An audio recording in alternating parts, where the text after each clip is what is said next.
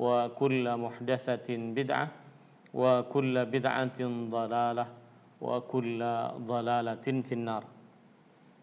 Alhamdulillah, kita bersyukur pada Allah Subhanahu wa taala pada hari ini, hari Sabtu sore 28 Sya'ban 1442 Hijriah. Kita dimudahkan oleh Allah Subhanahu wa taala untuk duduk bersama mengkaji kembali kajian Islam intensif meraih berkah Ramadan 1442 Hijriah.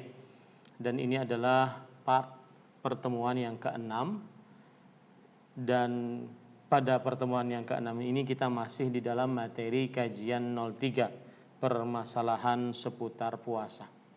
Salawat dan salam semoga selalu Allah berikan kepada Nabi kita Muhammad sallallahu alaihi wa ala alihi wasallam, pada keluarga beliau, para sahabat, serta orang-orang yang mengikuti beliau sampai hari kiamat kelak.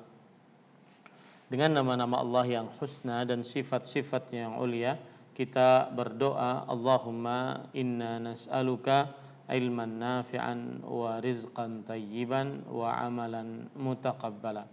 Wahai Allah, sesungguhnya kami mohon kepada Engkau ilmu yang bermanfaat, rezeki yang baik, dan amal yang diterima. Allahumma amin. Ahibati hafizakumullah, kaum muslimin yang saya cintai karena Allah, semoga Allah Subhanahu wa taala selalu menjaga kita. Pada kesempatan kali ini kita melanjutkan materi kajian 03, permasalahan seputar puasa, nomor 25, yaitu keadaan mencium ketika berpuasa. Maksudnya adalah seorang suami mencium istrinya saat berpuasa. Maka di sini ada 3 keadaan. Yang pertama yaitu ketika seorang suami mencium istrinya ketika sedang berpuasa, maka jika tidak mengeluarkan mani, maka tidak batal puasanya. Ini tanpa ada perbedaan pendapat di antara para ulama. Mencium jika tidak mengeluarkan mani tidak membatalkan puasa. Hal ini berdasarkan hadis riwayat Bukhari dan Muslim. Aisyah radhiyallahu anha berkata, "Kana an-nabiy sallallahu alaihi wasallam yuqabbilu wa yubashiru wa huwa sha'im. Wa kana amlakakum li irbihi." Adalah Nabi Muhammad sallallahu alaihi wasallam, beliau senantiasa mencium, mencumbu dalam keadaan sedang berpuasa, dan beliau orang yang paling tahan menahan hawa nafsunya dibandingkan kalian. Beliau paling tahan menahan hawa nafsunya atau syahwatnya dibandingkan kalian. Kemudian keadaan yang kedua yaitu mengeluarkan air mani. Ketika dia cium istrinya atau cumbu istrinya kemudian mengeluarkan air mani, maka ini batal puasanya. Dan ini tidak ada perbedaan pendapat di antara para ulama akan hal ini. Disebabkan karena seorang yang berpuasa wajib dia menahan syahwatnya. Sebagaimana hadis Rasul sallallahu alaihi wasallam, yada'u syahwatahu wa ta'amahu min ajri. Orang yang berpuasa itu pahalanya dariku tanpa batas, karena dia meninggalkan makan dan minumnya karenaku, meninggalkan syahwat dan makannya karenaku. Nah, ini menunjukkan bagaimana seorang yang berpuasa harus menahan syahwatnya. Maka tidak ada perbedaan pendapat di antara para ulama rahimahumullah ta'ala apabila seorang suami mencumbu istrinya lalu keluar air mani, maka batal puasanya dan wajib dia mengqadha di lain hari. Kemudian apabila dia mencium istrinya, kemudian keluar madhi. Madhi adalah cairan bening yang keluar sebelum keluarnya mani. Madhi adalah cairan bening yang keluar sebelum keluarnya mani. Dan madhi terjadi perbedaan pendapat di antara para ulama. Ada yang mengatakan dia batal, sebagaimana pendapat Imam Ahmad, Imam Malik, dan Imam Abu Hanifah. Sedangkan Imam Asy-Syafi'i dan juga Imam Abu Hanifah tidak batal. Ya, tidak batal. Dan ini juga pendapatnya sebagian dari para tabi'i, Al-Hasan Al-Basri, Imam Asy-Sya'bi, kemudian Imam Al-Auza'i rahimahullahu taala.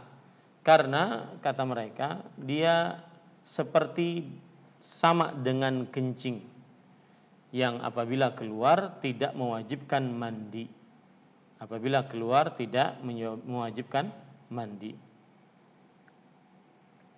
Kemudian dalam hal ini dikuatkan pendapat Imam Abu Hanifah dan Imam Asy-Syafi'i rahimahullah, bahwasanya apabila keluar madhi, yaitu cairan bening sebelum keluarnya mani, maka ini tidak batal puasanya.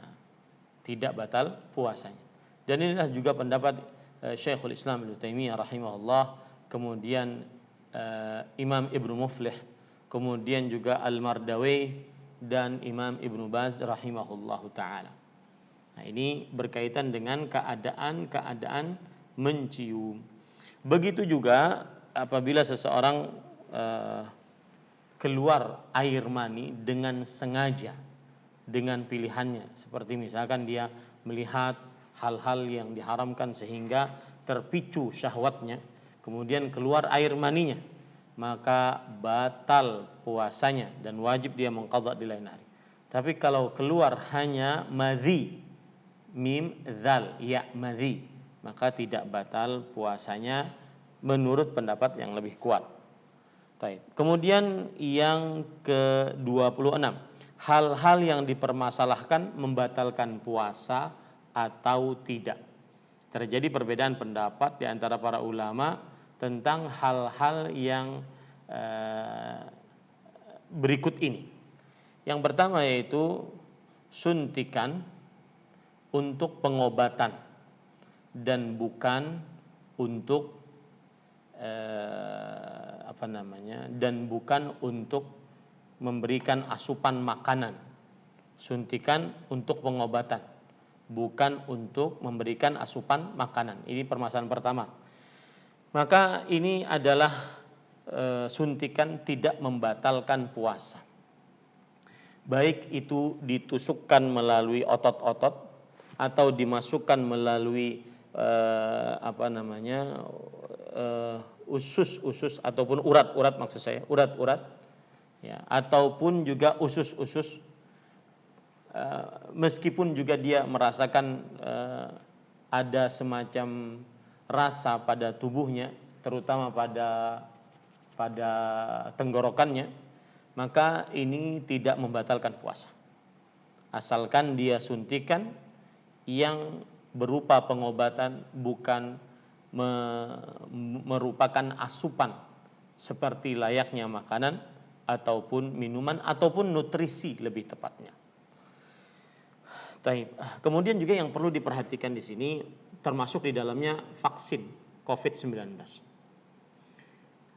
Salah satu hal yang membuat vaksin COVID-19 saat berpuasa tidak membatalkan puasa adalah ada dua. Satu, dia masuknya bukan melalui tenggorokan, tempat masuk dan keluarnya tempat masuk makanan dan minuman. Itu satu. Dia disuntikkan baik di kanan ataupun di kiri. Saya baru vaksin yang kedua ini, masih pegal-pegal. Ya. Dan saya mengajak bahwasanya vaksin COVID-19 ini termasuk daripada syariat Islam dan termasuk daripada mengamalkan sunnah Rasul sallallahu alaihi wasallam, karena Rasul sallallahu alaihi wasallam sudah memberikan isyarat, innallaha ma anzala da'an illa walahu dawa. Sesungguhnya Allah Subhanahu wa taala tidaklah menurunkan penyakit kecuali baginya ada obatnya. Adapun berita-berita yang tidak jelas, maka yang jelas kita sudah berikhtiar, dan ini hanya sebab Allah Subhanahu wa taala yang memberikan kemanjuran atas sebab tersebut. Taib. Maka ini tidak membatalkan. Sebab yang pertama karena dia tidak masuk dari tenggorokan. Meskipun ya seperti saya sudah 2 kali terasa di sini ada sedikit terasa gitu di tenggorokan ya, ketika vaksin. Maka tidak membatalkan. Ya, tidak membatalkan. Kemudian yang kedua sebabnya adalah dia bukan yang menambah nutrisi atau asupan seperti asupan makanan dan minuman. Malah dia membuat lebih lapar katanya sih. Atau memang saya dari sebelum divaksin juga suka makan. Ya. Ini Bapak Ibu saudara-saudari yang dimuliakan oleh Allah Subhanahu wa taala. Taib. Kemudian termasuk di dalamnya juga adalah permasalahan yaitu obat untuk asma. Obat untuk asma. Maka orang punya asma itu ada yang namanya bakhah ghaz.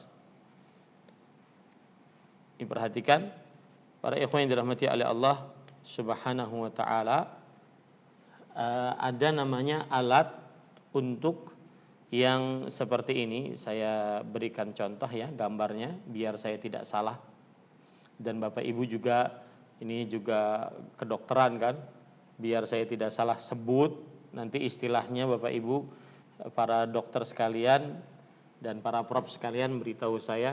Nah ini ya, iya. Ini adalah salah satu mohon moderator namanya apa itu? Inhaler ya, taib. Namanya inhaler. Maka apabila inhaler ini tidak ada di dalamnya kecuali udara, ya, agar bisa membuka pernafasan, maka dia tidak membatalkan puasa dan tidak merusak puasa, dan puasanya sah. Kalau cuma udara, Ada yang kadang-kadang inhaler yang di dalamnya ada cairan-cairan ya seperti embun-embun, maka apabila dimasukkan ke dalam mulut ya, kemudian memudahkan untuk bernafas, seperti termasuk di dalamnya alat nebu ya namanya, ya Pak Dokter. Nebulator ya. Nah, ini nebu, apabila di dalamnya ada udara yang ada cairan air yang masuk, maka wallahu alam ini adalah membatalkan puasa. Maka ini adalah membatalkan puasa dan wajib mengqadha. Apabila dia termasuk orang yang penyakit asma dan dia bukan kronis ataupun dia tidak menahun, dia berarti dia mengqadha di lain hari. Tetapi kalau seandainya kronis menahun, maka pada saat itu dia membayar fidyah. Kemudian para ikhwan yang dirahmati oleh Allah Subhanahu wa taala,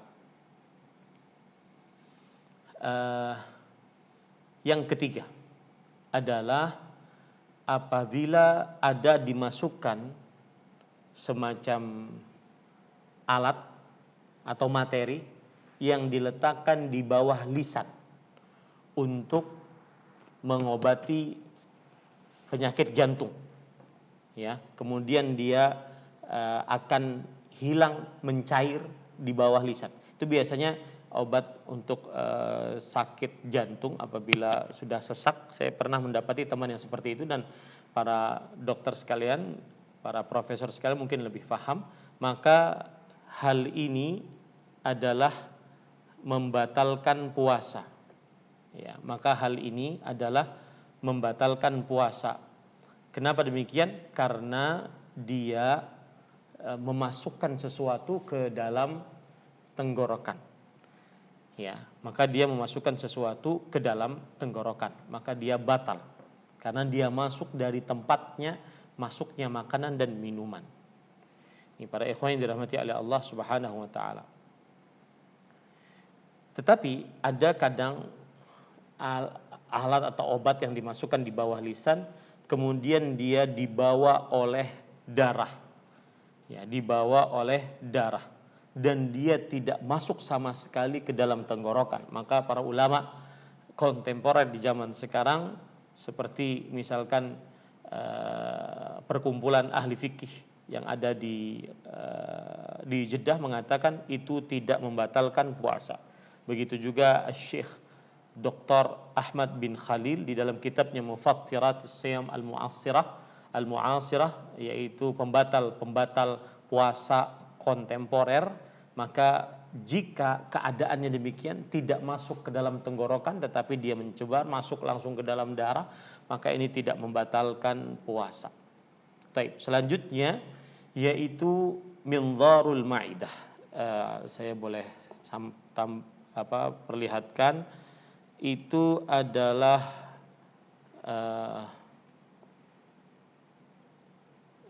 alat ya yang digunakan untuk melihat ke dalam tubuh seperti ini ya. Apa namanya Pak Dokter? Endoskopi ya. Endoskopi ya. Maka Bapak Ibu saudara-saudari yang dimuliakan oleh Allah Subhanahu wa taala, setiap ingat ya, ini kaedah bagi para dokter. Setiap apa saja yang dimasukkan melalui tenggorokan karena dia adalah sesuatu yang merupakan jalan kebiasaan manusia untuk masukkan makanan dan minuman, maka setiap apa saja yang masuk melalui tenggorokan maka ini membatalkan puasa. Itu kaidah itu, membatalkan puasa. Meskipun dia bukan makanan, seperti misalkan batu, besi atau yang semisalnya. Ini pendapat sebagian ulama rahimahumullah taala. Ada yang mengatakan bahwa tidak batal kecuali dia berupa makanan atau minuman, ya. Tetapi wallahu alam lebih hati-hatinya dia batal. Ya, lebih hati-hatinya dia adalah batal. Imam Ibnu Utsaimin rahimahullah taala mengatakan tidak batal. Tidak batal, ya. Hal ini disebabkan karena dia bukan makanan dan minuman. Tetapi beliau mengatakan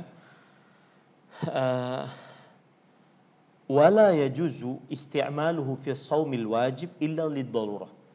Tidak diperbolehkan untuk memakainya saat berpuasa wajib, yaitu puasa Ramadan, kecuali dalam keadaan terpaksa. Kecuali dalam keadaan terpaksa. Nah, ini Bapak Ibu saudara-saudari yang dimuliakan oleh Allah Subhanahu wa taala.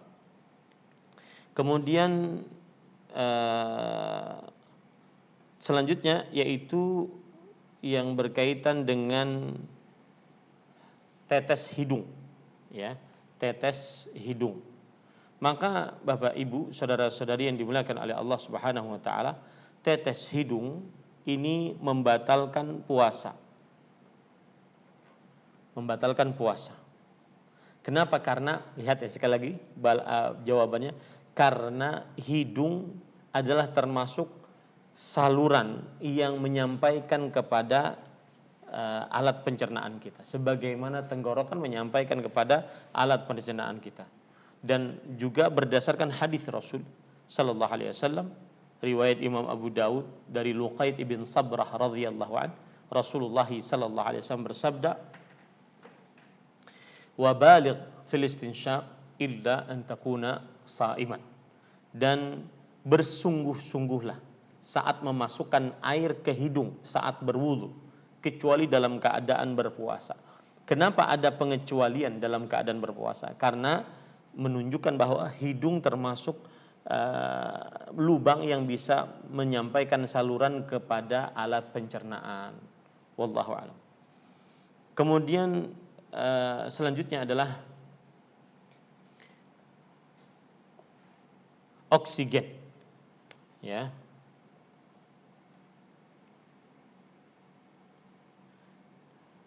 Perhatikan baik-baik.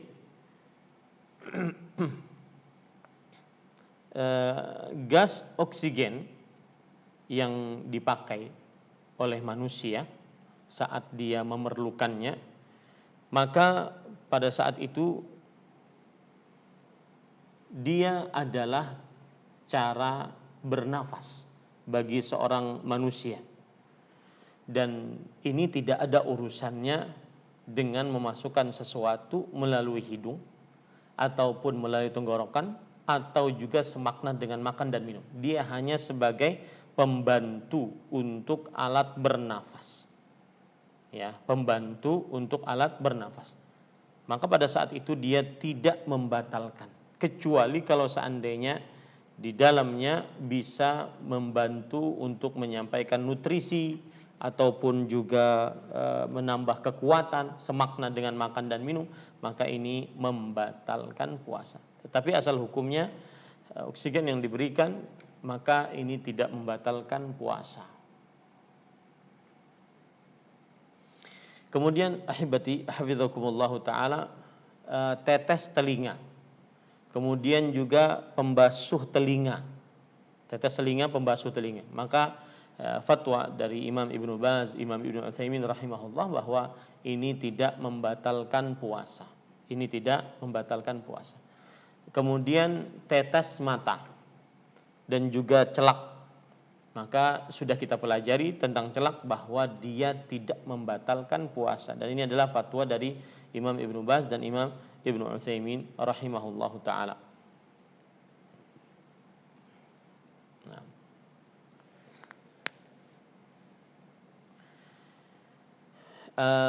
Kemudian juga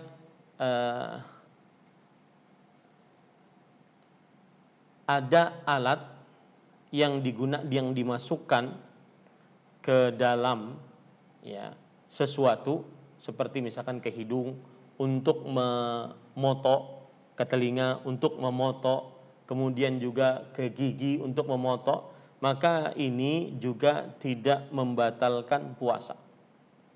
Termasuk di dalamnya adalah alat untuk melihat apa yang ada di dalam perut, ya, apa yang ada di dalam perut.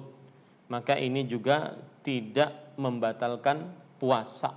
Kalau seandainya sebagian berpendapat ada yang dia bukan makanan dan minuman. Tetapi seperti yang sudah saya sebutkan tadi, bahwa setiap yang dimasukkan melalui tenggorokan maka dia dikhawatirkan membatalkan puasa. Kemudian selanjutnya adalah cuci darah. Maka cuci darah, apabila di dalam proses cuci darah tersebut dia menambah kekuatan, kemudian semakna dengan makan dan minum, maka batal puasanya dan dia wajib mengqadha kalau seandainya mampu. Kalau seandainya dia mempunyai penyakit menahun atau kronis yang sulit diharapkan kesembuhannya, maka dia membayar fidyah. Kemudian donor darah, apakah membatalkan puasa atau tidak? Termasuk di dalamnya donor plasma, apakah membatalkan puasa atau tidak? Maka jawabannya adalah donor darah dia seperti bekam. Maka sebagian ulama berpendapat bahwa bekam membatalkan puasa. Maka begitu juga donor darah. Salah satu penyebabnya adalah karena pembatal puasa itu ada dua jenisnya. Yang pertama yaitu yang menguatkan tubuh, yang kedua yang melemahkan tubuh. Karena Islam melarang kita untuk menyiksa diri kita, untuk membahayakan diri kita. Maka apabila ada yang melemahkan tubuh, maka diharamkan dan bisa disebut sebagai pembatal puasa. Adapun mengambil darah hanya untuk tes golongan darah ataupun hanya untuk keperluan-keperluan sedikit, maka ini tidak membatalkan puasa. Wallahu a'lam. Nah, itu permasalahan-permasalahan yang dipermasalahkan oleh para ulama di zaman kontemporer sekarang ini, yaitu membatalkan puasa atau tidak. Nah, ke-27 tadi sudah kita sebutkan, keluar madhi ketika puasa. Maka jawabannya adalah yang dikuatkan bahwa madhi, dan ini pendapat Imam Abu Hanifah dan Imam Syafi'i, pendapatnya juga Imam Syekhul Islam Taimiyah rahimahullahu taala, bahwa madhi tidak membatalkan puasa. Dan madhi adalah yaitu cairan bening yang keluar sebelum mani. Karena syahwat sudah mulai tersulut, ya, sudah mulai naik, maka keluarlah madhi. Dia ada 3 cairan para dokter sekalian, yaitu ada mani, dan ini menyebabkan hadas besar dan wajib mandi besar untuk mengangkat hadas besarnya. Ada madhi, dan ini menyebabkan hadas kecil, yaitu dia wajib membasuh kemaluannya, kemudian dia berwudu dan dia bisa sholat, ya. Dan mani, perbedaan antara mani dengan madhi. Mani adalah cairan yang keluar dan dia kental, kemudian ketika keluar melemahkan tubuh, dan keluarnya mohon maaf dengan muncrat. Maka ini adalah madhi, ini adalah mani, dan ini menyebabkan hadas besar dan wajib mandi. Sedangkan madhi adalah cairan bening yang keluar sebelum madhi, dan ini menyebabkan hadas kecil, hanya dibasuh kemaluannya, kemudian berwudu dan sholat, kemudian sholatnya sah. Kemudian ada namanya wadi. Wadi adalah keluar, ada 2 penyebabnya, bisa karena setelah kencing, bisa karena keletihan. Ini namanya wadi. Nah, 28, keluar mani tanpa kepuasan. Keluar mani tanpa kepuasan. Apa maksudnya keluar mani tanpa kepuasan? Para ikhwah, keluar mani tanpa kepuasan seperti keluar mani dalam keadaan tidur, atau keluar mani hanya karena kepikiran, ya, tanpa ada perbuatan dan tanpa ada maksud. Kepikiran lewat, keluar maninya. Subhanallah, ini ya luar biasa. Maka pada saat itu tidak membatalkan puasa, karena yang namanya bermimpi bukan pilihannya. Begitu juga hanya terfikir bukan pilihannya. Hanya terfikir bukan pilihannya. Dan hal ini berdasarkan hadis riwayat Bukhari dan Muslim.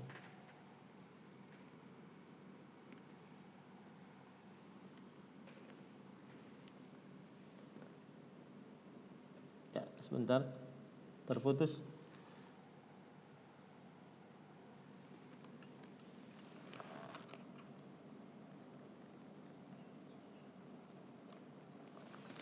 Oke, lanjut.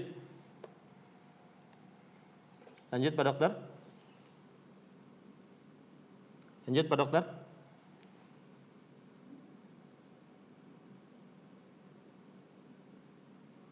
Lanjut Pak Dokter.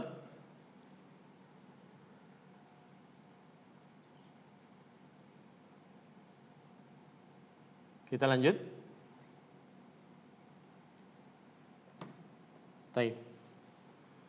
Kemudian Bapak Ibu, saudara-saudari yang dimuliakan oleh Allah Subhanahu wa taala, hal ini berdasarkan hadis Rasul sallallahu alaihi wa ala alihi wasallam, yaitu Rasulullah sallallahu alaihi wasallam bersabda, "Innallaha tajawaza li ummati amma haddatsat bihi anfusaha ma lam ta'mal au tatakallam bihi." Sesungguhnya Allah Subhanahu wa taala memaafkan untuk umatku apa yang dibicarakan dalam hati mereka selama tidak berbuat dan berkata-kata. Ini menunjukkan bahwa selama tidak ada perbuatan yang menjurus kepada hal yang menyebabkan keluarnya mani, maka tidak membatalkan puasa. Kemudian juga berdasarkan hadis riwayat Bukhari, innallaha tajawaza li an ummati ma waswasat bihi suduruha ma lam ta'mal au tatakallam. Yang artinya sesungguhnya Allah memaafkan untukku atas umatku apa yang dibisikkan di dalam hati-hati mereka selama tidak berbuat dan tidak berucap. Selama tidak berbuat dan tidak berucap. Nah, kemudian selanjutnya permasalahan yang ke-29, terasa haid tapi belum keluar darah. Saya mau ngecek dulu, suara saya jelas, Pak Dokter?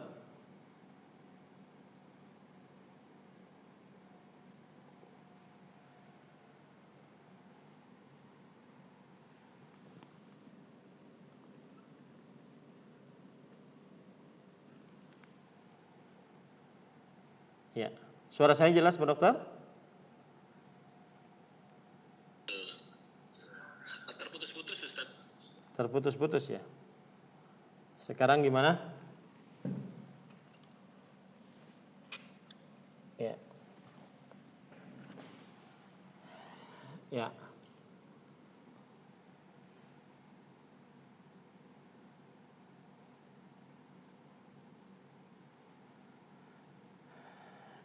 Oke, lanjut ya. Ya. Bismillah. Mohon bersabar, sinyalnya agak kurang bagus ini.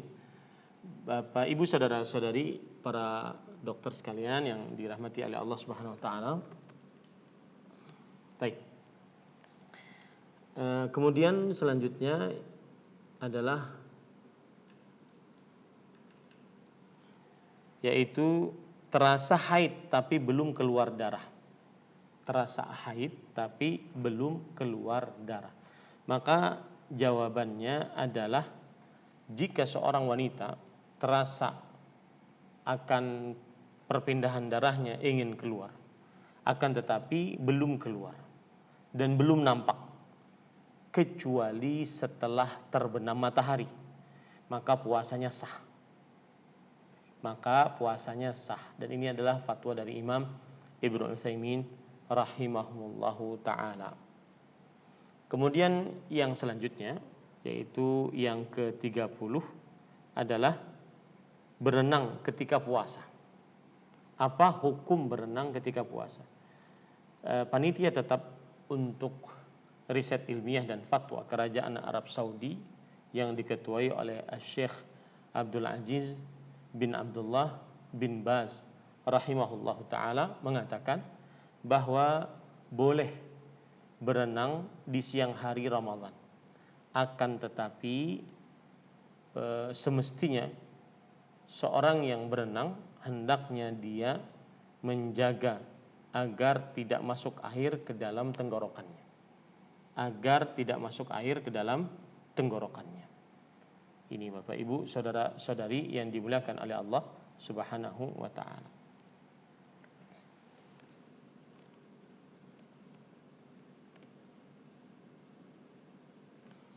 Baik. Kemudian yang ke-31 yaitu susah berpuasa karena kerja berat. Susah berpuasa karena kerja berat.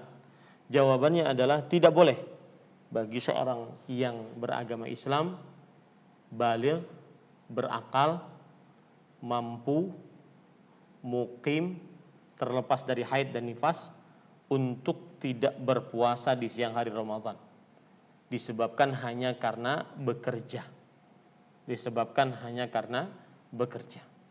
Jadi tidak boleh meskipun pekerjaannya berat. Akan tetapi ketika misalkan dia berpuasa kemudian dia bekerja dan pekerjaannya berat dan dia memerlukan untuk berbuka karena Jika tidak berbuka, dia pingsan, dia mati, dia cacat, maka pada saat itu wajib baginya berbuka. Tetapi asal hukumnya seorang yang bekerja, maka bukan sebagai alasan yang dibenarkan oleh syariat untuk meninggalkan puasa atau untuk tidak berpuasa di siang hari bulan Ramadan. Nah, kemudian ke-32, masturbasi di siang hari Ramadan. Apa hukumnya melakukan onani ataupun masturbasi, mengeluarkan mani dengan sengaja, baik dengan tangannya ataupun yang semisalnya, atau dengan alat-alat? Apa hukum puasanya? Maka para ikhwan yang dirahmati oleh Allah Subhanahu wa taala, masturbasi di dalam bulan Ramadan dan di selain bulan Ramadan hukumnya haram dan tidak diperbolehkan untuk melakukannya. Berdasarkan surat Al-Ma'arij ayat 29, walladzina hum li furujihim hafizun, dan orang-orang yang selalu menjaga kemaluan-kemaluan mereka, illa ala azwajihim aw ma malakat aymanuhum fa innahum ghairu malumin, kecuali terhadap istri-istri mereka atau budak-budak mereka, maka mereka tidak tercela. Kemudian Allah berfirman, faman ibtagha wara'a dzalika faulaika humul aadun, maka barang siapa yang mencari di selain itu, mereka lah yang lalu berlebihan. Maka barang siapa yang mengerjakan hal tersebut di siang hari bulan Ramadan dalam keadaan dia berpuasa, ya, maka dia wajib bertaubat kepada Allah dan puasanya batal, dia wajib mengqadha dan tidak ada kafarat atasnya. Tidak ada kafarat atasnya. Nah, kemudian permasalahan selanjutnya yaitu minum ketika azan subuh. Minum ketika azan subuh. Maka jawabannya adalah bahwa apabila seseorang mendengar azan subuh, maka telah habis waktunya untuk makan dan minum, dan dimulailah untuk berpuasa. Berdasarkan hadis Rasul, ayat Al-Qur'an, Allah Subhanahu wa taala berfirman, wa kulu washrabu hatta yatabayyana lakumul khaytul abyadu minal khaytil aswadi minal fajr.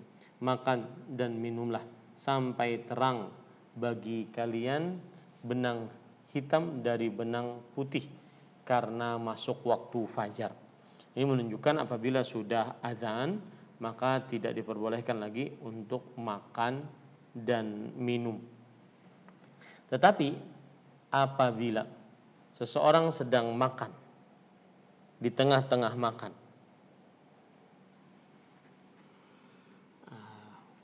saya keluar sebentar ya, nanti saya masuk lagi, oke?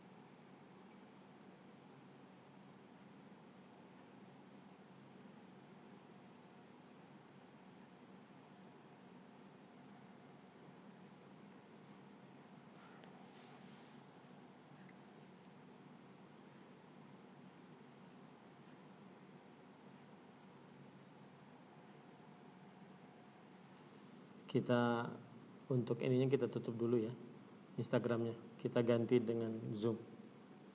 Mohon maaf.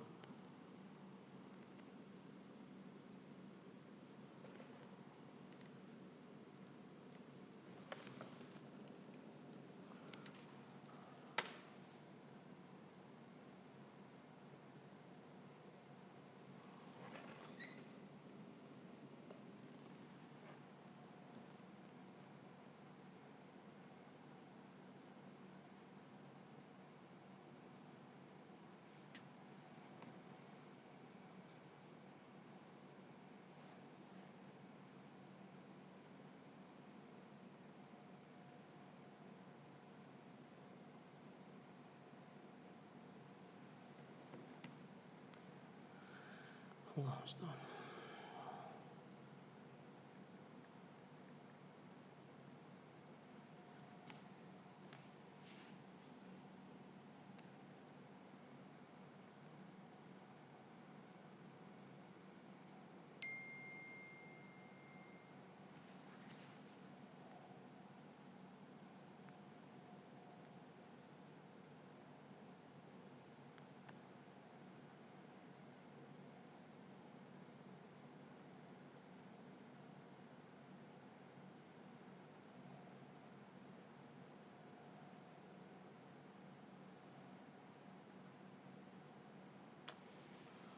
Allahumma syafa'an.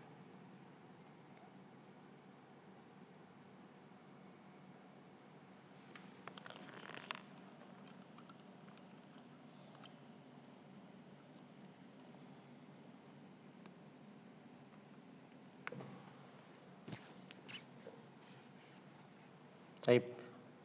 Sudah tersambung kembali? Bismillah. Kita lanjut. Tadi sampai mana terakhir masturbasi sudah jelas belum? Oke. Susah berpuasa karena kerja berat? Taib. Kemudian Bapak Ibu, saudara-saudari yang dimuliakan oleh Allah, para dokter sekalian, yang ke-32 yaitu masturbasi di siang hari Ramadan. Maka jawabannya adalah masturbasi di siang hari Ramadan, baik itu di dalam bulan Ramadan atau di selain bulan Ramadan, maka haram hukumnya. Ya, hal ini berdasarkan surat Al-Ma'arij ayat 29 sampai 31. Allah Subhanahu wa taala berfirman, "Walladzina hum li furujihim hafizun illa ala azwajihim aw ma malakat aymanuhum fa innahum ghairu malumin." Dan orang-orang yang beriman yang beruntung adalah orang-orang yang menjaga kemaluan mereka kecuali terhadap istri mereka atau budak-budak mereka, maka sesungguhnya mereka tidak melampaui batas. Maka barang siapa yang mencari selain itu, maka mereka adalah orang-orang yang melampaui batas. Oleh sebab itu, barang siapa yang mengerjakannya, masturbasi, onani, baik dengan tangan, dengan alat, ya, di siang hari Ramadan, maka dan dia dalam keadaan berpuasa, batal puasanya. Wajib dia bertobat dan wajib dia mengqadha di lain hari. Dan tidak ada tidak ada kafarat atasnya.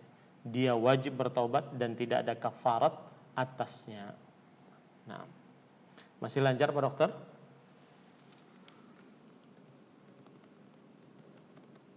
Baik. Kemudian selanjutnya yaitu minum ketika azan subuh.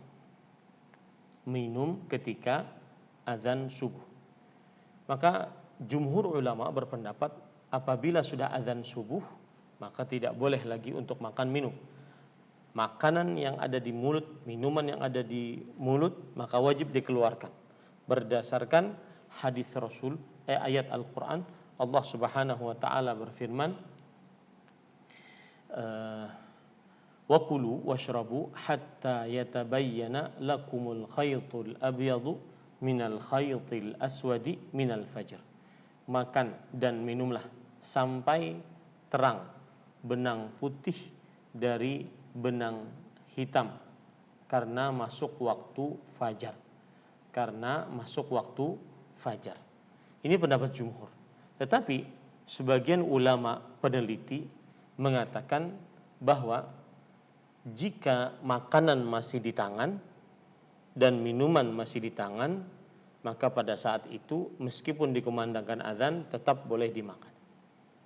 Ya, sebagaimana hadis riwayat Imam Abu Daud dari Abu Hurairah radhiyallahu an bahwa Rasulullah sallallahu alaihi wa ala alihi wasallam bersabda, "Idza sami'a ahadukumun nidaa wal ina'u ala yadihi fala yadh'u hatta yaqdiya hajatahu." Jika salah seorang dari kalian mendengar azan dan bejana masih di tangannya, piringkah, minumkah masih di tangannya, maka janganlah dia letakkan sampai dia menyelesaikan hajatnya darinya. Hadisnya jelas, tidak dia letakkan dan dia disuruh untuk menyelesaikan. Lalu bagaimana jumhur menjawab hadis ini? Maka jumhur menjawab hadis ini adalah lemah. Sebagian jumhur mengatakan seperti itu. Kalaupun dia sahih, maka hadis ini adalah seperti hadis orang yang belum yakin bahwa ini adalah puasa, sudah masuk waktu azan subuh. Dia belum yakin dengan seyakin-yakinnya bahwa sudah masuk azan subuh atau belum. Ya, ini Bapak Ibu, saudara-saudari yang dimuliakan oleh Allah Subhanahu wa taala. Dan saya ingin menyinggung di sini, beberapa hari yang lalu saya buat status di Facebook saya tentang waktu subuh. Kita tahu bersama, mungkin yang membaca, ya,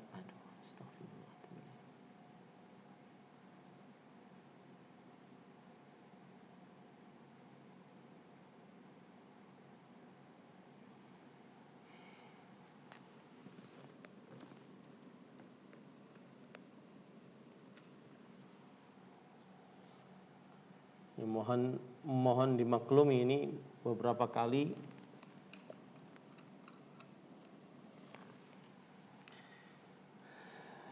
Taib. Kita lanjut.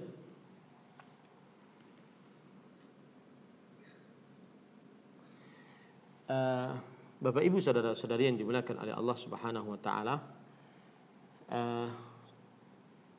kita ketahui bersama bahwasanya sebagian atau salah satu organisasi besar di negeri ini mengumumkan waktu subuh itu lebih lambat 8 menit atau lebih cepat, maksud saya 8 menit, lebih lambat berarti. Misalkan di waktu Indonesia Tengah itu jam 5 pagi, maka ditambah menjadi 8 menit. Itu waktu subuh menurut pendapat salah satu dari organisasi besar di Indonesia ini. Maka ini akan sangat berpengaruh nantinya kalau seandainya kita di masyarakat sebelah sini masjid yang afiliasinya ke organisasi tersebut, di sebelah sana masjid yang afiliasinya tidak ke organisasi tersebut. Maka yang satu lebih dahulu, yang satu lebih terlambat. Mana yang kita ikuti? Maka jawabannya untuk yang seperti ini, wallahu alam, setelah dicermati, yang paling hati-hati adalah apabila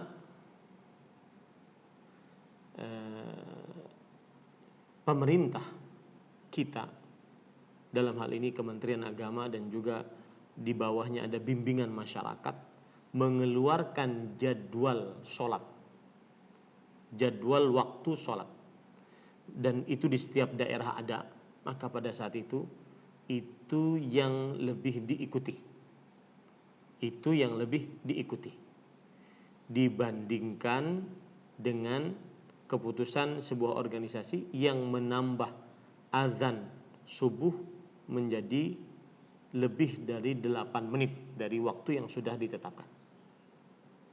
Ya, lebih dengan 8 menit dari waktu yang sudah ditetapkan. Kenapa? Karena ini sikap kehati-hatian. Itu untuk sahurnya, untuk makan, minum, dan sahurnya. Akan tetapi untuk sholatnya, maka iqamahnya diakhirkan. Seperti misalkan setelah azan sekitar 20 sampai 25 menit. Seperti saya di pesantren, kita setelah azan, setelah 20 sampai 25 menit baru iqamah. Agar benar-benar sudah yakin masuk waktu subuh. Ya, ini wallahu alam, itu adalah cara agar kita terlepas dari perselisihan yang terjadi di tengah masyarakat. Ya. Nah, kemudian selanjutnya adalah berbuka di pesawat. Para ikhwan yang dirahmati oleh Allah Subhanahu wa taala, apabila seorang yang berpuasa di dalam pesawat dan dia melihat jam dan juga televisi tentang berbuka, maka di mana dia waktu berbuka? Artinya daerah mana yang dia ikuti untuk berbuka? Maka jawabannya adalah apabila dia di dalam pesawat, kemudian pesawatnya terbang dan terbenam matahari, maka itu waktu berbuka. Jadi yang menjadi ukuran bukan jam atau daerah yang kita berangkat darinya atau daerah yang kita akan sampai kepadanya, tetapi yang menjadi ukuran adalah kita melihat melalui jendela-jendela. Apabila benar-benar terbenam matahari, maka pada saat itu waktu berbuka. Kalau seandainya memang dia astagfirullah,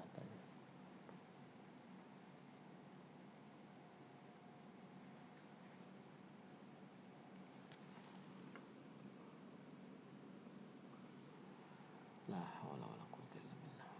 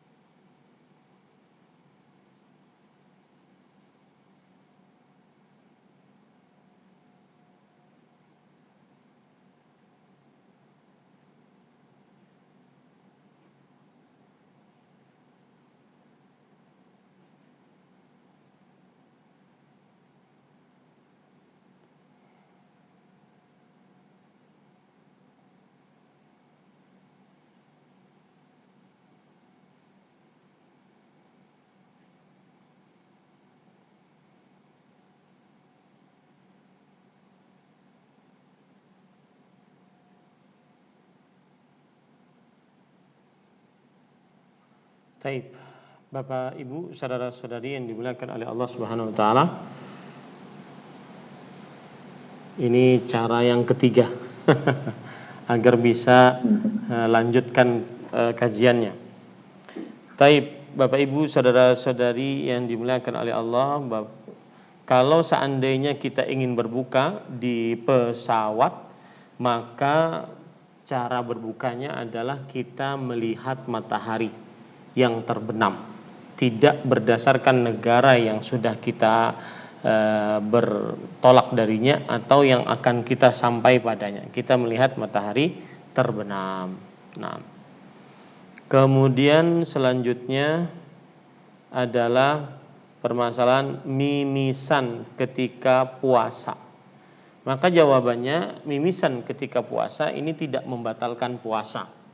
Mimisan ketika puasa tidak membatalkan puasa, ya. Kenapa? Karena tidak ada berkaitan dengan pembatalan puasa. Tidak ada yang masuk ke dalam tenggorokan, tidak menguatkan badan, tidak melemahkan badan. Wallahu a'lam. Kemudian yang selanjutnya, sisa makanan yang ada di mulut ketika berpuasa. Ini nomor yang ke-36, sisa makanan yang ada di mulut ketika berpuasa. Maka jawabannya adalah apabila seorang yang berpuasa dia menelan dari sisa makanan yang ada di mulut, di sela-sela gigi atau yang semisalnya, maka hal ini tidak membatalkan hal ini membatalkan puasanya. Hal ini membatalkan puasanya. Nah, adapun untuk menelan ludah, kemudian juga menelan, mohon maaf, dahak, maka hal ini adalah tidak membatalkan puasanya. Akan tetapi tentunya dahak berbahaya untuk ditelan, lebih baik dia keluarkan. Dan mungkin para dokter lebih tahu tentang dahak tidak diperbolehkan untuk ditelan karena dia sebuah kotoran, maka meskipun ditelan secara hukum syar'i dia tidak membatalkan puasa. Baik. Kemudian permasalahan selanjutnya adalah yang ke-37. Puasa di negara yang siangnya sangat panjang. Puasa di negara yang siangnya sangat panjang. Maka jawabannya adalah apabila seseorang tinggal di negara yang siangnya sangat panjang, bahkan kadang-kadang matahari terus terbit. Saya pernah ditanya oleh kawan-kawan yang berada di Jepang, mereka berpuasa hampir 20 jam. Matahari terbit hanya 4 jam. Begitu juga di beberapa daerah, saya pernah ditanya dengan pertanyaan yang serupa, matahari tenggelam cuma 4 jam, kemudian terbitnya selama 20 jam. Maksudnya dia ada siangnya 20 jam. Maka pada saat itu jika masih ada matahari terbit dan tenggelam, maka berarti dia tetap mengikuti matahari untuk berpuasa dan berbukanya. Selama matahari terbit dan tenggelam, maka dia mengikuti matahari untuk buka puasa dan puasanya. Wallahu a'lam. Kemudian Bapak, Ibu, saudara-saudari yang dimuliakan Allah, kecuali kalau seandainya mataharinya itu tidak pernah terbenam sebagaimana pertanyaan pada 38, puasa di negara yang tidak terbenam mataharinya. Maka pada saat itu dia mengikuti negara yang normal di tetangga-tetangga negara tersebut. Dia mengikuti negara yang normal di tetangga negara-negara tersebut, ya. Nah,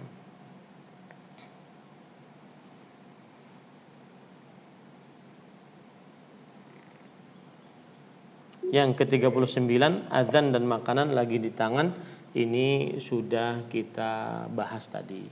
Wallahu alam. Mohon maaf ini sore ini di luar kuasa kita, internet kurang begitu mendukung kajian kita. Tetapi untuk yang terakhir ini suara tetap jalan atau bagaimana? Atau putus-putus juga? Suara bagus, tetap jalan Ustaz, cuma memang gambar agak freeze gitu. Tapi nggak masalah, poin-poinnya banyak tertangkap kok. Baik. Ini materi kajian 03 selesai, walhamdulillah. Dan mudah-mudahan nanti kita bisa membahas materi kajian 04, entah waktunya kapan. Semoga yang disampaikan bermanfaat, apa yang baiknya dari Allah Subhanahu wa taala. Sekarang waktu kita untuk bisa bersoal jawab. Silahkan Bapak Dokter, Ibu Dokter sekalian yang saya muliakan. Nah. Baik Ustaz, barakallahu fikum Ustaz atas penjelasannya. Tadi pada saat membahas tentang oksigen agak terputus, mungkin secara ringkas bisa dijelaskan kembali Ustaz mengenai permasalahan diberikan oksigen pada saat orang-orang berpuasa. Tadi kita katakan termasuk dari hal-hal yang dibicarakan dan dipermasalahkan oleh para ulama kontemporer, yaitu memakai oksigen ketika berpuasa. Apakah membatalkan puasa atau tidak? Maka jawabannya adalah oksigen itu semacam seseorang bernafas dan tidak ada sesuatu yang dimasukkan ke dalam tenggorokan. Maka pada saat itu, dan dia juga bukan sesuatu yang berupa makanan ataupun asupan makanan ataupun yang semakna makanan dan minuman, maka pada saat itu tidak membatalkan puasa. Wallahu alam. Seperti nebu ini tidak membatalkan puasa. Ya, alat nebu itu, nebu atau nebu itu tidak membatalkan puasa. Wallahu alam. Nah, Ustaz, jazakallahu khair atas jawabannya. Ini ada beberapa pertanyaan yang sudah diajukan oleh partisipan di kolom chat. Yang Ana bacakan ya Ustaz. Assalamualaikum Ustaz, mau bertanya, maaf ada dua nih Ustaz. Yang pertama, hukum menyikat gigi di pagi hari setelah subuh, apakah dibolehkan Ustaz? Itu dulu mungkin Ustaz. Bismillah, alhamdulillah, wassalatu wassalamu ala rasulillah, waalaikumsalam warahmatullahi wabarakatuh. Jazakumullahu khairan atas pertanyaannya. Maka jawabannya, menyikat gigi baik dengan pasta gigi ataupun tidak memakai pasta gigi, baik di pagi hari ataupun di siang hari atau bahkan di sore hari, tidak membatalkan puasa. Kenapa demikian? Karena dianalogikan dengan siwak. Meskipun antara siwak dengan sikat gigi berbeda materinya, tetapi fungsinya sama. Sebagaimana hadis Rasul sallallahu alaihi wasallam, as-siwaku matharatun lil fami wa mardhatun lirrabb. Yang artinya siwak itu membersihkan mulut dan mendatangkan ridha Allah. Maka diperbolehkan seseorang bersikat gigi saat berpuasa. Dan sahabat Rasul sallallahu alaihi wasallam berkata, ra'aitun nabiyya sallallahu alaihi wasallam yastaq wa huwa shaim ma la uhsi. Aku pernah melihat Rasul sallallahu alaihi wasallam bersiwak dalam keadaan beliau sedang berpuasa dalam jumlah yang aku tidak bisa hitung. Maksudnya sering beliau bersiwak dengan dalam keadaan berpuasa. Maka tidak mengapa seseorang untuk menyikat giginya saat berpuasa, baik di pagi hari, siang hari atau sore hari. Tetapi apabila dia memakai pasta gigi, maka jangan sampai atau dia berusaha agar tidak terasa di tenggorokannya. Kalau seandainya terasa di tenggorokannya tanpa sengaja, maka tidak batal puasanya. Tapi kalau dia sengaja, batal puasanya. Kemudian juga sikat gigi tidak bertentangan dengan hadis yang berbunyi la khalufu famis saim atyabu indallah min rihil misk. Sungguh bau mulut orang yang berpuasa lebih wangi di sisi Allah dibandingkan minyak wangi misik. Ini hadis bukan berarti kita membiarkan bau mulut orang yang berpuasa, atau tidak boleh kita menghilangkan bau mulut orang yang berpuasa. Ya, karena bagaimanapun setiap orang yang berpuasa akan terasa bau mulutnya karena pencernaannya mengolah.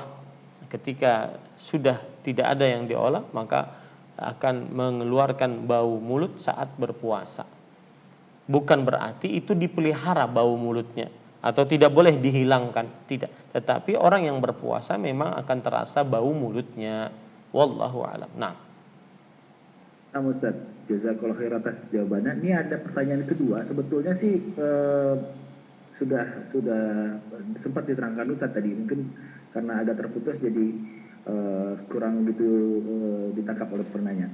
Yang mengenai pemakaian obat yang diberikan di bawah mulut, Ustadz, yang sublingual itu, untuk pengobatan, apakah membatalkan puasa atau tidak? Mungkin bisa dijelaskan kembali Ustadz secara ringkas. Ya, dia ada dua macam. Apabila obat di bawah lidah tadi itu dia berupa bahan yang kemudian mencair dan masuk ke dalam tenggorokan, batal puasa. Apabila obat tersebut diletakkan di bawah lidah, kemudian dia tidak masuk di tenggorokan tetapi diserap oleh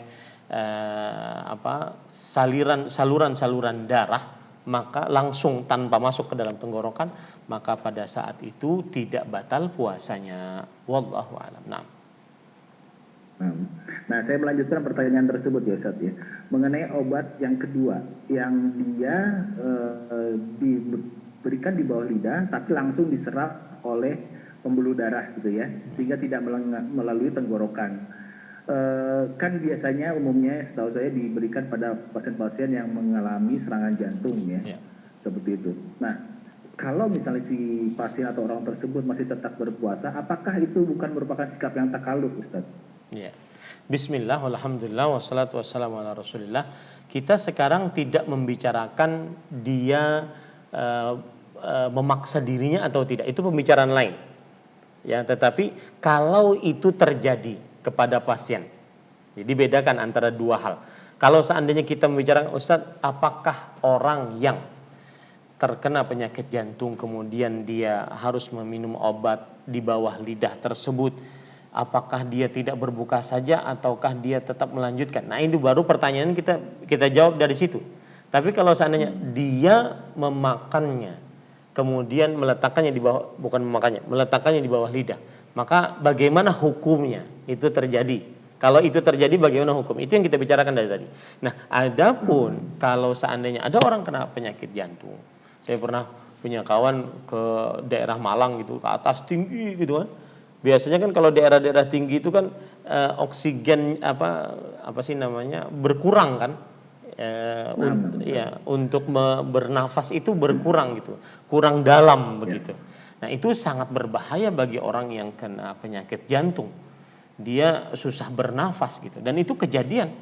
Maka akhirnya dalam keadaan seperti ini, kalau dia tidak berbuka maka akan mati atau cacat atau menambah parah sakitnya atau terlambat sembuhnya, maka haram dia berpuasa, wajib berbuka. Nah, gitu ya. Jadi bedakan antara dua pertanyaan tadi. Wallahu a'lam. Masya Allah. Barakallahu Ustaz atas jawabannya.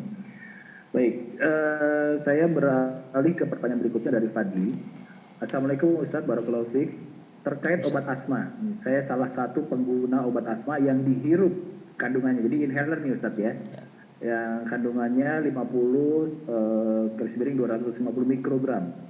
Nah, tadi kan Ustaz jelaskan itu tidak membatalkan puasa ya, jika Anda nggak salah tangkap ya.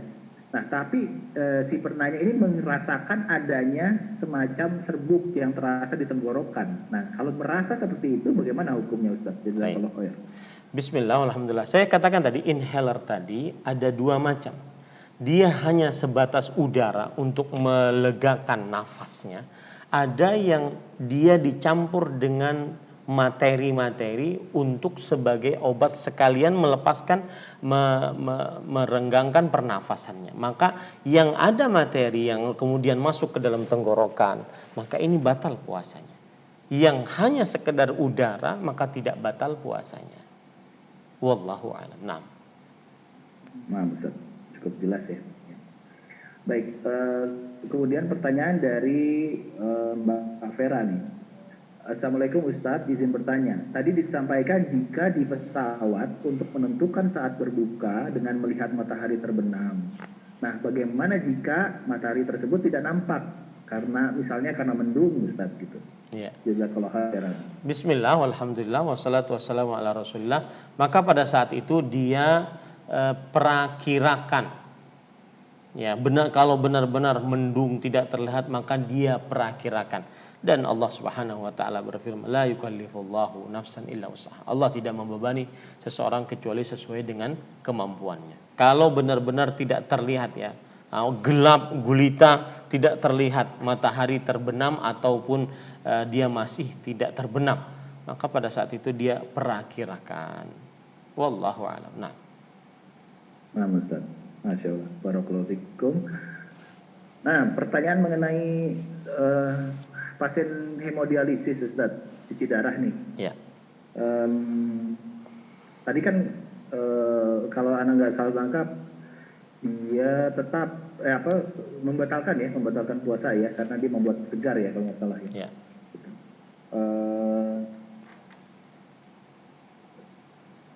Mungkin bisa dijelaskan lebih lanjut lagi nih, kayaknya penanyaannya juga kurang jelas tadi Ustaz, karena agak terputus gitu.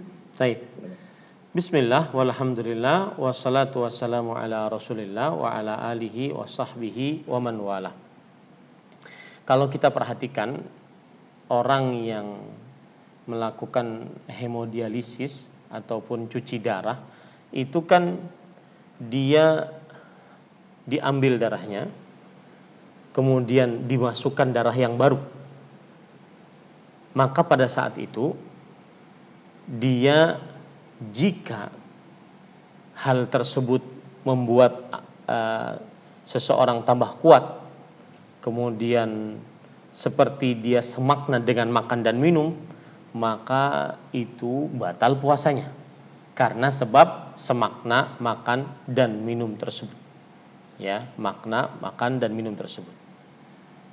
Dia mendapatkan asupan darah, ataupun ada cara yang kedua, disedot darahnya, dimasukkan ke dalam sebuah alat, kemudian dibersihkan yang kotor-kotor, dimasukkan lagi.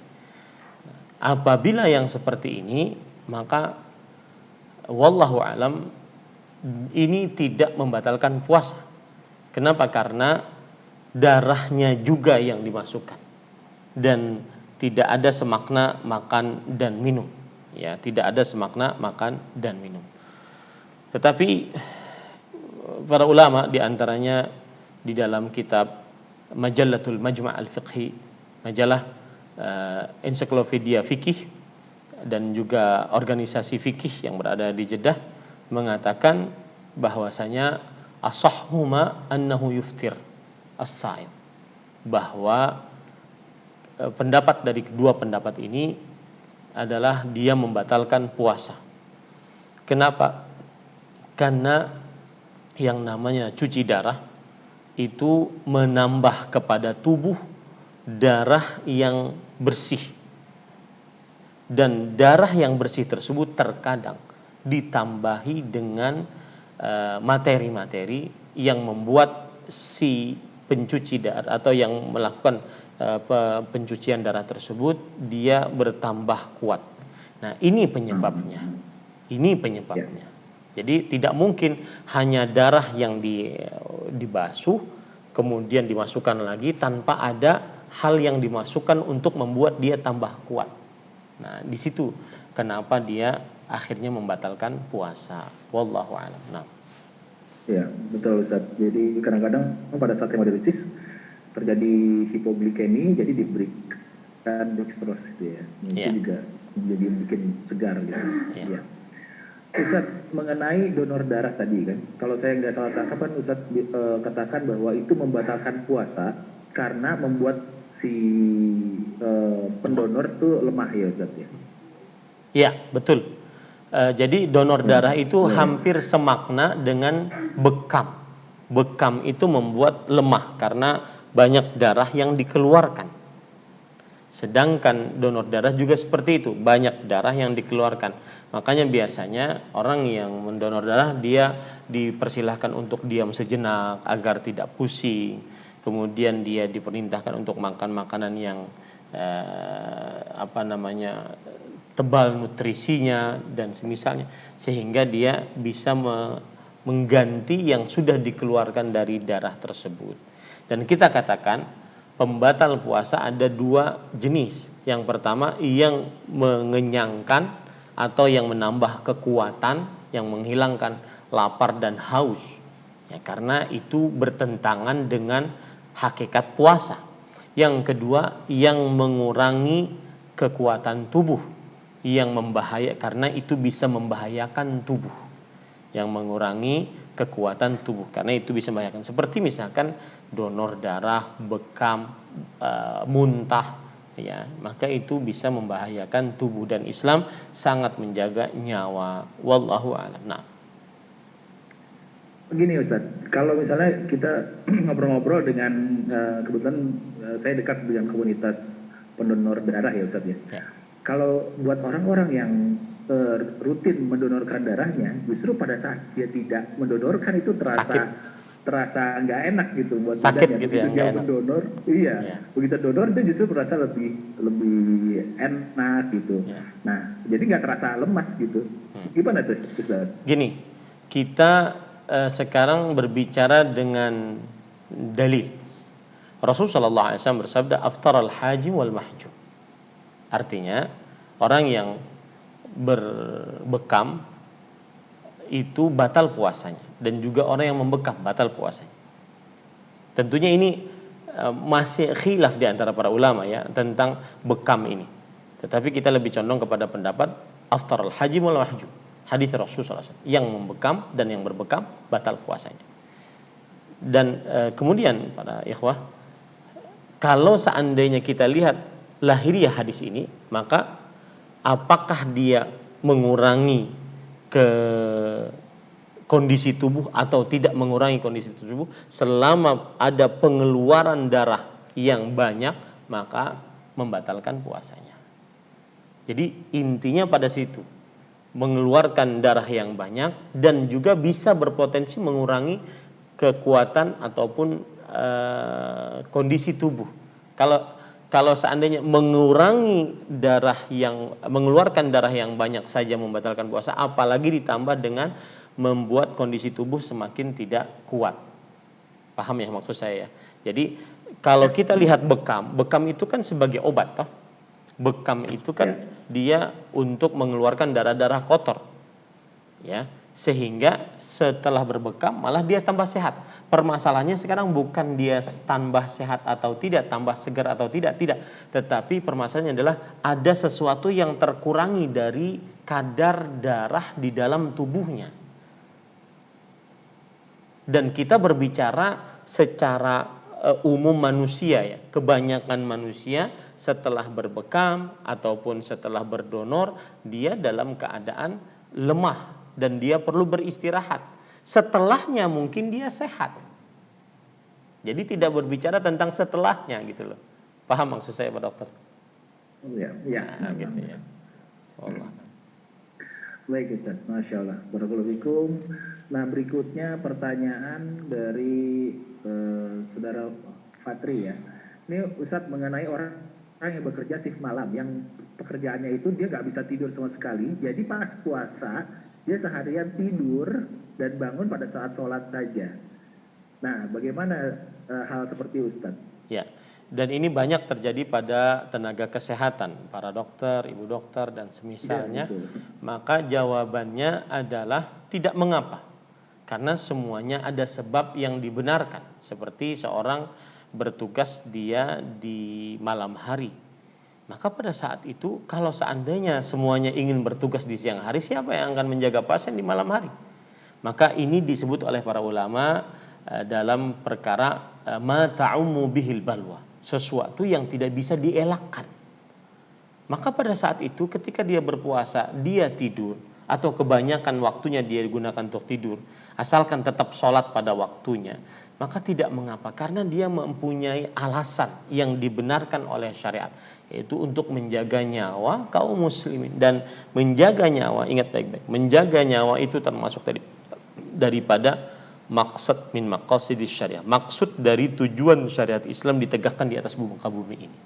Maka tidak mengapa ya untuk keadaan seperti itu, karena dia mempunyai alasan syar'i untuk dia beristirahat sehingga dia bisa menjaga pasien kelak dalam keadaan sehat, semangat, dan penuh dengan perhatian. Wallahu a'lam. Nah, Ustaz, melanjutkan pertanyaan tersebut nih Ustaz, banyak juga dari tenaga medis, dokter maupun perawat yang terpaksa ya, dia bekerja juga di 10 hari terakhir gitu ya. Padahal kan kita sangat rindu untuk mendapatkan Lailatul Qadar seperti itu ya. ya. Nah, bagaimana cara kita tenaga medis nih yang tetap harus bekerja di malam hari, bahkan di 10 hari terakhir tetap masih bekerja untuk tetap mendapatkan hasil yang maksimal di bulan Ramadan ini, Ustaz. Baik. Bismillah, walhamdulillah, wassalatu wassalamu ala rasulillah wa ala alihi wa sahbihi wa wala. Kita harus ingat, ini terutama bagi para tenaga kesehatan, Bapak dokter, Ibu dokter, para perawat sekalian yang mungkin agak merasa berat di dalam hati. 10 hari dan 10 malam terakhir dari bulan Ramadan tetap dinas, tetap tugas, tetap ada jadwal. Maka untuk memberikan hal yang menyejukkan hati, mengenakan pandangan mata, ingat hadis Rasul sallallahu alaihi wasallam ketika beliau ditanya ayyun nasi khair, manusia manakah yang terbaik? Beliau menjawab anfa'uhum linnas, yang paling bermanfaat untuk manusia. Maka surga Allah tidak hanya satu jalan, tetapi dia berjalan-jalan yang begitu banyak. Seseorang bisa mendapatkan Lailatul Qadar dengan dia sholat di atas sejadahnya, dengan dia membaca Al-Quran, dengan dia berzikir berdoanya. Sedangkan tenaga kesehatan pun juga bisa mendapatkan Lailatul Qadar dengan beribadah, menolong orang lain. Bukankah Rasulullah SAW bersabda, wallahu fi aunil abd ma kana al-abdu fi auni akhi. Allah Subhanahu wa taala akan senantiasa dalam selalu menolong hamba selama hamba tersebut selalu menolong hamba-hamba yang lain. Ini bisa dijadikan sebagai pelipur lara bagi para tenaga kesehatan, bahwa mereka pun bisa dapat Lailatul Qadar dengan beribadah non praktis, yaitu menolong orang lain, menjaga kesehatan mereka, memberikan obat terhadap mereka, meneliti dan memeriksa mereka. Bukankah itu tugas yang sangat mulia? Kemudian juga yang kedua, para tenaga kesehatan yang masih bekerja di 10 malam terakhir bulan Ramadan, karena memang sudah tugasnya dan karena memang sudah sumpahnya, maka pada saat itu dia lisannya bisa mengucapkan Allahumma innaka afu tuhibbul afwa fa'fu an. Allahumma innaka afu tuhibbul afwa fa'fu an.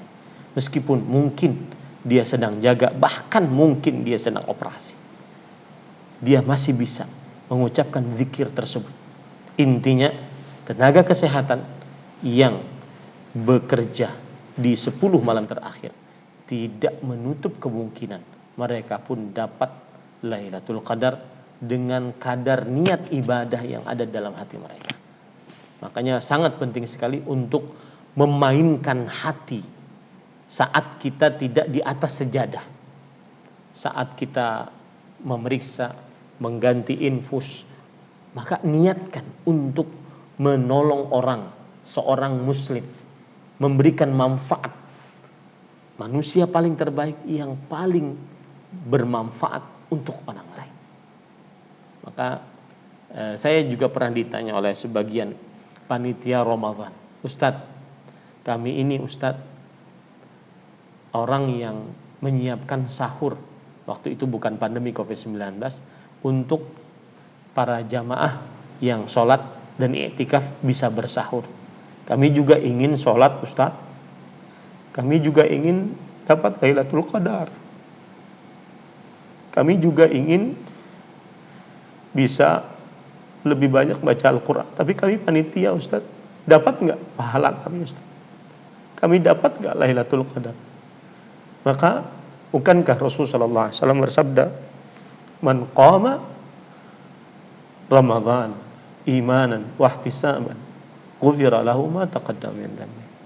Barang siapa yang bangun beribadah karena iman dan berharap pahala, diampuni dosanya yang telah.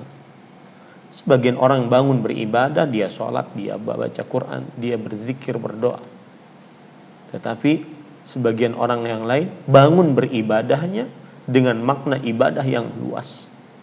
Makanya saya nasihatkan para tenaga kesehatan, meskipun 10 malam terakhir bulan Ramadan tetap tugas, maka jangan lupa lisannya terus berzikir, Allahumma innaka afuwun tuhibbul afwa fa'fu anni.